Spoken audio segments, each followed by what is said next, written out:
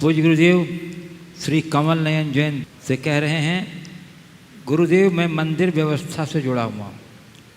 गुरुदेव इस वर्ष मंदिरों में व्यवस्था किस प्रकार हो, इस संबंध में आपका निम्न बिंदुओं पर दिशा निर्देश अपेक्षित है कि किन्हें कितना और कैसे समय दिया जाए। 7 पॉइंट इन्होंने रखे हैं गुरुदेव। पहला पॉइंट इनका यह है कि मंदिरों में प्रतिदिन आने वाले दर्शनार्थी एवं पुजारी होते हैं, उन्हें कैसे व्यवस्थित करें। दूसरे कैटेगरी में वो लोग हैं जो कुछ लोग वर्षों से व्रत संपन्न कर रहे हैं, इस वर्ष भी करना चाहते हैं। तीसरी कैटेगरी के वे लोग हैं जो इस वर्ष से नया व्रत प्रारंभ करना चाहते हैं। चौथी बात उन्होंने ये जानना चाहा है गुरुदेव कि दैनिक पूजन के मध्य आरती होनी चाहिए या नहीं। पांचवा पूछा है कि रात्रिकालीन सामूहिक आरती होनी चाहिए या नहीं। छठे पॉइंट में पूछा है धूप दशमी, चतुर्दशी, अनंत व्रत, निर्वाण लाडू और क्षमावाणी का हम पर्व कैसे मनाएं, और मंदिर जी में गंधोदक लेने देने का व्यवहार किस प्रकार से व्यवस्थित करें। ये गुरुदेव बहुत आवश्यक है उनकी दृष्टि से, और वैसे भी लोगों के लिए जानकारी होनी चाहिए। बहुत बताओ, 7 बातें, प्रश्न नहीं प्रश्न पत्र है, एक एक करके उत्तर देना पड़ेगा। देखिए, वर्तमान इस त्रासदी के दौर में ये एक बहुत गंभीर समस्या है, खासकर आने वाले पर्युषण पर्व के अवसर पर। लोगों के सामने समस्या ये है कि हम अपना धर्म ध्यान कैसे करें। हमें एक तरफ धर्म ध्यान भी करना है, दूसरा अपना और समाज का बचाव करते हुए सरकार के द्वारा जारी गाइडलाइन का भी पालन करना है। ये आपातकाल है और इस आपत्ति के काल को हमें काल के हिसाब से ही चलना चाहिए। इस आपातकालिक स्थिति में हमें उसी अनुरूप अपने आप को ढालना पड़ेगा। आम दिनों की तरह हम पूजा पाठ नहीं कर सकते। जहाँ तक मुझे जानकारी है, सारी गाइडलाइन में एक साथ 5 व्यक्ति से अधिक के मंदिरों में प्रवेश का निषेध है, और इसका पालन तो वहाँ करना ही है, और इसकी जिम्मेदारी मंदिर के प्रबंध व्यवस्था से जुड़े ट्रस्टों और पदाधिकारियों के ऊपर दी गई। तो उनकी ये जिम्मेदारी होती कि इसके करें। अब रहा सवाल पर्युषण पर्व में हम क्या करें। एक समय था जब मंदिर बंद थे तो दर्शन भी नहीं होते थे। अब मंदिर खुल गए हैं तो आपको थोड़ा संयम का परिचय देना होगा। कहीं ऐसा ना हो कि आपकी थोड़ी सी अधिक उत्सुकता या उत्साह के परिणाम से मंदिर ही बंद करना पड़ जाए। कई जगह ऐसा हुआ है, जो लोगों ने अति उत्साह में ज़्यादा भाव भक्ति दिखाए और कुछ घटनाएं घटी कि मंदिर बंद करना पड़ा। संक्रमण तेजी से फैल रहा है, और जहाँ कहीं भी जैनियों के मध्य संक्रमण आया है वहाँ जैन समाज बहुत तेजी से प्रभावित हो रही, क्योंकि समूह में रहने वाले लोग बड़े प्रभावित होते हैं। तो पर्युषण पर्व को हमें बहुत ही जिम्मेदारी से संपन्न करने की आवश्यकता है। इसके लिए मेरे कुछ सुझाव हैं। मंदिरों में दर्शन तो हो, पूजन न हो।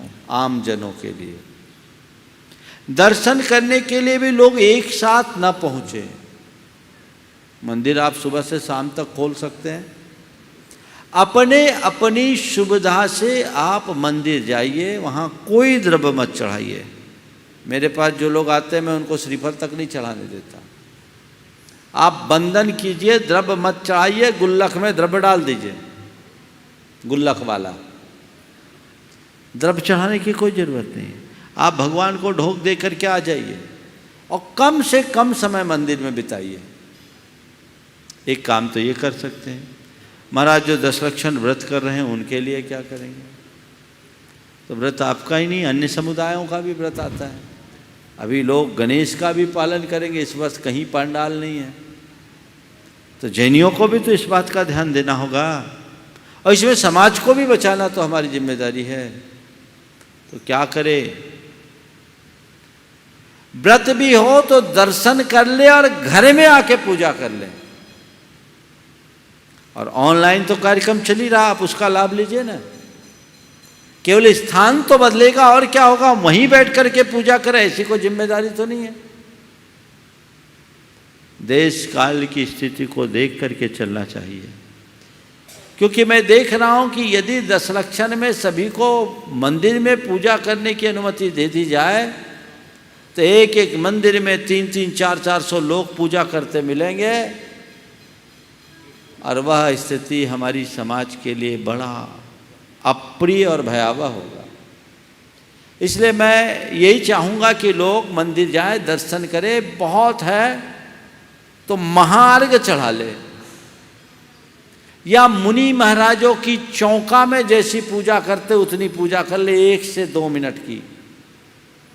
आपकी पूजा हो गई और अपने घर से द्रव्य लेके जाए, अपना बर्तन लेके जाए, अपने में ही द्रव्य चढ़ाए और अपने घर लेके आए, वहाँ न छोड़े, क्योंकि उससे संक्रमण का खतरा है। और फिर घर में बैठ करके ठाठ से पूजा करे। ऑनलाइन कार्यक्रम तो पूरे चल ही रहे हैं, यहाँ से भी चल रहे हैं, देश में अनेक स्थानों से चल रहे हैं। जो आपको पसंद है उस कार्यक्रम को आप अटेंड कर लीजिए, अपनी पूजा अर्चा आप संपन्न कर लीजिए, तो इसमें आपको कोई दोष नहीं लगेगा, आपका व्रत भी पल जाएगा। और लोग मंदिर में ही जाकर के पूजा करना चाहेंगे तो ठीक नहीं है। महाराज अभिषेक तो होगा, तो इक्का दुक्का लोग अभिषेक करें। अभिषेक के टाइम में भीड़ ज़्यादा होती है, इसके लिए सबसे उत्तम तो यही है, जो लोग प्रतिष्ठानों में दुकानों में नहीं जाते और जो व्रती हैं प्रतिमाधारी 1-2, उनको आप अभिषेक करने के लिए कह दीजिए, बाकी लोग अपने घरों में अभिषेक देखें। जिन मंदिरों में ज़्यादा वेदियां हैं वहाँ अगर आप इसे नियंत्रित तरीके से कर सके तो एक सलाह मैं देता हूँ। एक मंदिर में मान लीजिए 11 वेदी हैं, 11 वेदियों में जितने लोग व्रत करने वाले हैं सवेरे 6 बजे से लेकर 11 बजे तक का टाइम स्लॉट बांट दीजिए। किसी भी वेदी में 3-4 आदमी से अधिक ना हो और उनको 15 मिनट से अधिक का समय ना हो। अपनी दूरी बनाते हुए लोग अलग अलग वेदियों में जो उनको समय दिया जाए उस समय आके पूजा कर ले।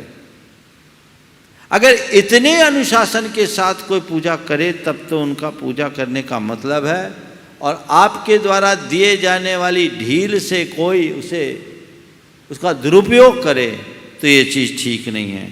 तो जो व्रत कर रहे हैं उनकी बात, और जो नया व्रत करना चाहते हैं तो अब नया व्रत अगले साल कर लेना, इस बार भाव से कर लो, जितना बने घर से कर लो, लेकिन व्यवस्था को न बदले। इसी प्रकार दैनिक पूजन के मध्य आरती, देखिए जयमाल पढ़ते समय लोग आरती जलाते हैं, वही आरती है, दैनिक पूजन में कर सकते हैं, लेकिन वर्तमान में अभी आरती करने के लायक समय नहीं है। आरती कभी करना हो घर तो आप या तो परिवार के साथ घर में करो, बाहर तो आरती करना ही नहीं, और आरती करो भी तो अपना दीप दूसरों को मत दो, दूसरों से दीप अपने में मत लो, ये जरूरी है। नहीं तो एक दूसरे को दीपक दोगे तो हो गया, जल जाएगा तुम्हारा दूसरा दीपक, ठीक है ना। और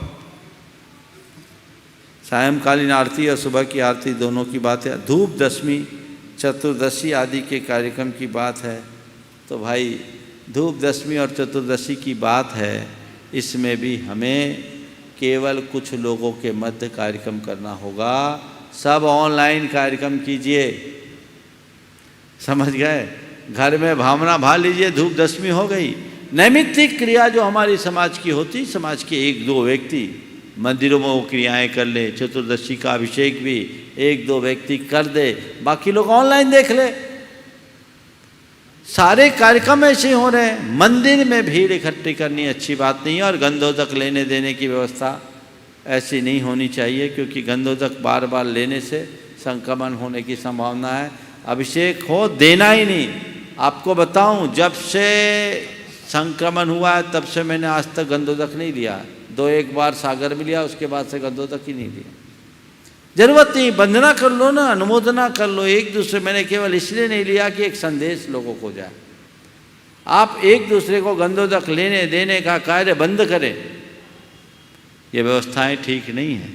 एक जगह मैंने देखा घंटे के साथ बड़ा मॉडर्न टेक्नोलॉजी का उपयोग किया, सेंसर लगा दिया घंटे से दूर, उसके दूर ऐसे हाथ लगाओ घंटा बजेगा। ये टेक्नोलॉजी है, बिना छुए घंटा बज रहा है। ठीक है, ऐसी व्यवस्था को कोई दिक्कत नहीं है, स्वागत योग्य है।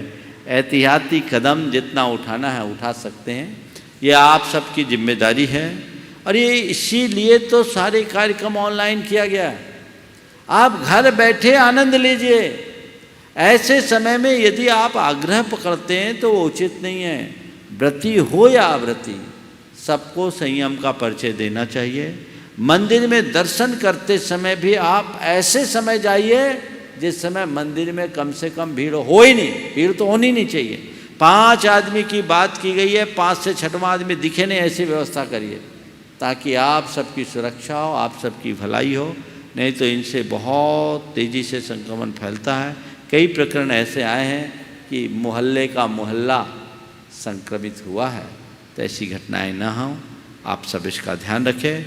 और जिनको इस सामूहिक कार्यक्रम में अपनी सहभागिता देनी है, लेना चाहते हो, संकल्पित हो जाए। कल मैंने आप सबसे कहा था कि मन का प्रमाद हमारा बहुत बड़ा शत्रु है। आप संकल्प लोगे तभी सिद्धि होगी। आप सोचोगे घर में हम कर लेंगे चलो, तो आधा करोगे, आधे में मन इधर उधर भागेगा। इसलिए आपको चाहिए कि संपूर्ण कार्यक्रम के लिए आप संकल्पित हो जाएं और उसके लिए ऑनलाइन फॉर्म भर दें। फॉर्म भर दिए तो आप शिविरार्थी हो गए, आप संकल्पित हो गए। उसका पूर्ण और आंशिक जितना भाग आप कर सकते हो उतना फॉर्म में भर दीजिए। तो वो आपका संकल्प आपको सारे कार्यक्रमों से जोड़ेगा और उससे आपको लाभ मिलेगा।